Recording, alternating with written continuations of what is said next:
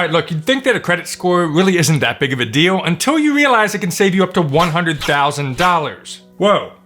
I've maintained an 800 or above both on Vantage Score, right here's the proof, as well as FICO Score, more proof. But I'm going to explain in my video how you can build yourself up from a 600 or 700 credit score up to an 800 or more, and also how I'm purposely going to drop my credit score over this next month and my plans to recover it back to the 800 level. Even though you may not be at 800, if you have a 760 or higher, that's actually a good credit score. So as long as you look and you're like, okay, I'm at 760, awesome, great, good job. Now, if you're below that, that's what we're gonna talk about in today's video. But why is it so important? Now, if you talk to Dave Ramsey, he's gonna say it's an I love debt score. It's a dumb idea. It's not good at all, but why is it important? Consider these two facts. First, you're gonna save a lot of money on your mortgage. You're gonna get the best credit card offers, and get ready for this one, even a job that you just recently applied for could be actually looking at your credit to see if they're gonna extend that job offer to you. So let's talk about two different people, and they wanna buy a house, and they're gonna get a mortgage worth $300,000. It's gonna be a 30-year fixed rate mortgage to buy their dream home. Now we got Jane here. Jane has an 800 credit score, and you have the second person, Joe, who has a 625 credit score. Now both are gonna get the same mortgage of $300,000 in the same state with the same amount of money down. But Joe is gonna end up paying an additional $111,673, all because of his credit score. That's a lot of money. I don't know about you, but $111,000, I would love to save that amount of money any day. Before we get to how we can improve them and why I'm gonna actually lower my credit score, we're gonna take a look at how that credit score can actually impact your mortgage. I'm gonna share a free tool with you. You can hop over and check it out for yourself. Now first though, let's talk about today's video sponsor, eWin Chairs. Now I don't know if you've noticed over the last couple of videos, I've been sitting on this new chair and I gotta say I absolutely love it. So it's embarrassing, but my old chair was way past its prime. Take a look at that picture. Oh my gosh, it had to go. And in some of my past videos, if you listen closely, you may actually hear a squeak or two as I was moving around, and some of those squeaks actually made it into my YouTube videos. So I have recently upgraded to the eWin gaming chair. This heavy duty chair can hold up to actually 550 pounds, and it has glittering PU leather with 4D armrest to adjust it however it best fits for you. Now I especially love the back and headrests that come with this chair, and you can easily adjust these cushions or remove them all together if you want to. Oh, and not to mention, not only can you of course just do the typical up and down and side to side type of thing with the chair, you can recline this chair. Like you can actually pull this back and recline it back. Maybe I'll do the rest of my videos like this from now on. What do you think? So if it's time to upgrade your chair, eWin is giving you a special deal at 20% off. Check out the link in the description below. Use the code SHARPE at checkout for 20% off. So here's this free tool that you can get. I'll link this one also down below so you can hop over to this to basically plug in your own numbers based on your current situation. Now, right here, you can see this loan savings calculator and the impact of your credit score. So if you look here, we got that 30-year fixed mortgage rate. We're gonna say that we're gonna live in, let's say California. I know that's kind of expensive. That's where you get these very expensive houses. But let's say you're gonna get a $300,000 mortgage. And then what we're gonna do is we're gonna select our credit score. Now, first of all, look over here to the right-hand side. You can immediately see there's a big difference. You have all the way up from like 620, you're gonna get a 7.5% APR right now.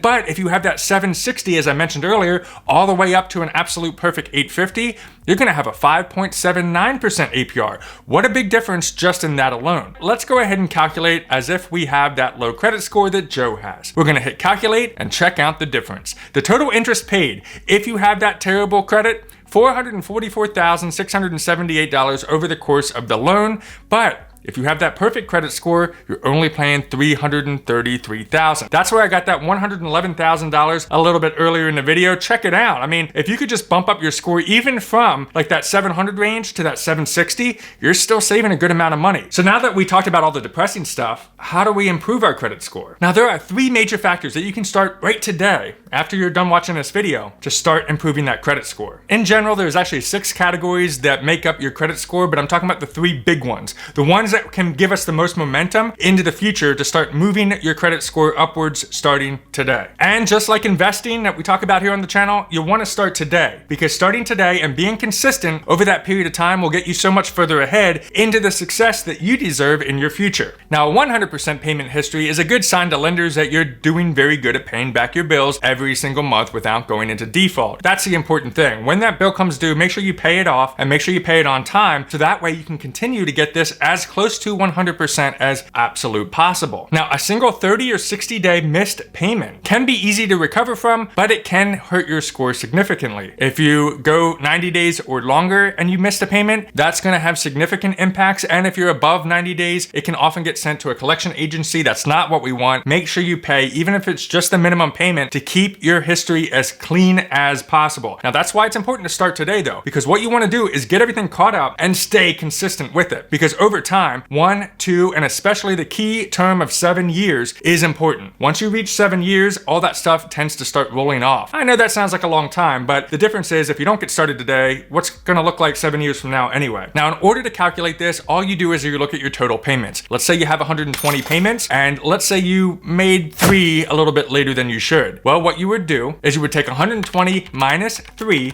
divided by 120, and that is your payment on time percentage. Next, let's talk about derogatory marks. Number 2, that makes the most impact on your credit score. This one can stay on your credit report anywhere from 7 to 10 years, so very important to make sure you're keeping an eye on this. If you do have anything that was sent to collections or you currently have a collection, try to get that thing cleared as quickly as possible. Do some negotiation with the debt collector to try to say, look, I can settle for X amount of pennies on the dollar, nickels on the dollars, quarter on the dollars. The point is, get it in writing, get it in your email, and get that paid off and cleared out as quickly as possible. Stay in the clear. Let that time tick on, so that way, once this clears off your record, your credit score will go up without a doubt. Now, if you do have a bankruptcy or a judgment or anything public, like a public record, they are harder to remove. So the key point is avoid that at all costs. Try to stay as up to date on your bills. And if you're having challenges with that, I recommend avoiding credit cards altogether. The point of credit cards is really to use them for their benefits,